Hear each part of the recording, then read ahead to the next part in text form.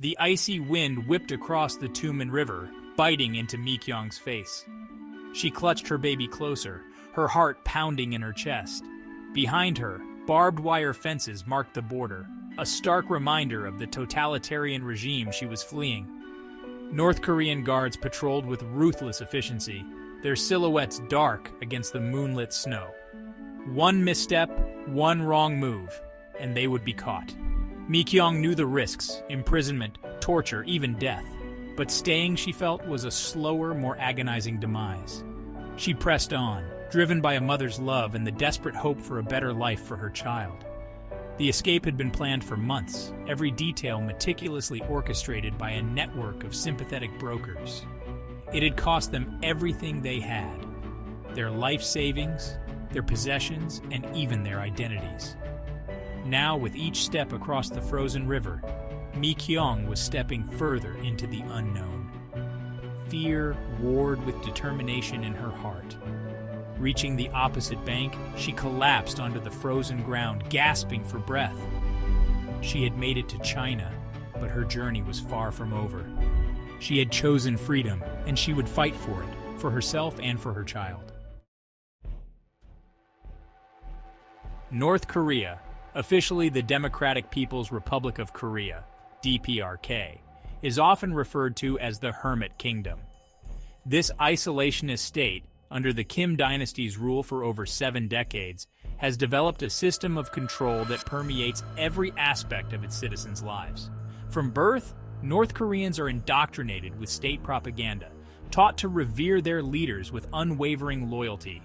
Access to outside information is strictly controlled, with state-run media shaping the narrative and limiting exposure to the outside world. This information vacuum, coupled with an intricate network of surveillance, creates an atmosphere of fear and paranoia. Citizens are constantly monitored, their movements tracked, and their conversations scrutinized. The threat of being reported for even the slightest transgression against the regime is very real. The economic hardship faced by many North Koreans further fuels the desire to leave. Basic necessities are scarce, and access to healthcare and education is limited. For many, escape is not just about seeking political freedom, but also about securing basic survival needs for themselves and their families. One of the most harrowing accounts of escape from North Korea is the story of Shin Dong-hyuk.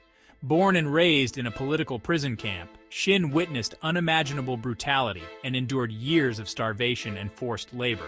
His escape, detailed in the book Escape from Camp 14, involved crawling over his friend's electrified body and enduring a treacherous journey through China.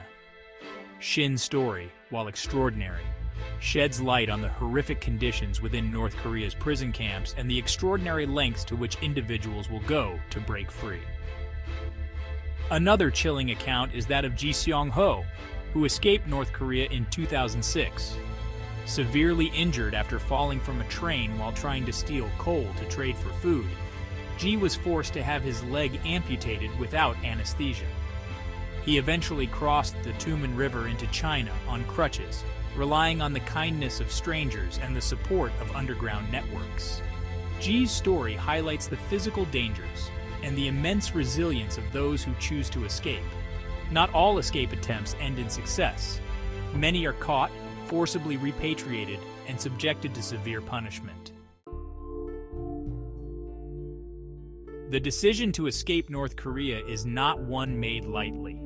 It is a decision fraught with risk, requiring immense sacrifice and the potential for unimaginable loss. Those who choose to flee leave behind everything they've ever known: their families, their homes, their identities. They embark on a journey into the unknown, often with little more than the clothes on their backs and the hope for a better future. The journey itself is fraught with danger. The most common route is through China, where North Korean defectors face the constant threat of arrest and repatriation. Chinese authorities, bound by agreements with North Korea, often cooperate in capturing and returning escapees. Even for those who manage to reach safety in third countries like South Korea or the United States, the journey is far from over.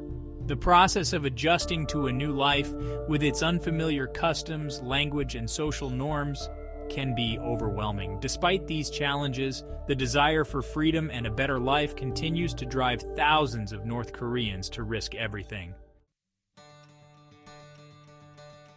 The plight of North Korean defectors is not just a regional issue, it is a global concern. It is a stark reminder of the human cost of political oppression and the urgent need for greater international cooperation and action. We cannot remain silent as millions continue to suffer under a regime that denies basic human rights and freedoms. Raising awareness is the first step towards change. Sharing these stories, amplifying the voices of defectors, and educating ourselves about the realities of life inside North Korea is crucial. We must pressure our governments to implement policies that support defectors, provide humanitarian aid, and hold the North Korean regime accountable for its human rights abuses.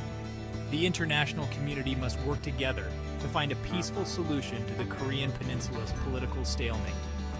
Only through sustained international pressure and cooperation can we hope to bring about meaningful change and offer hope to the long-suffering people of North Korea.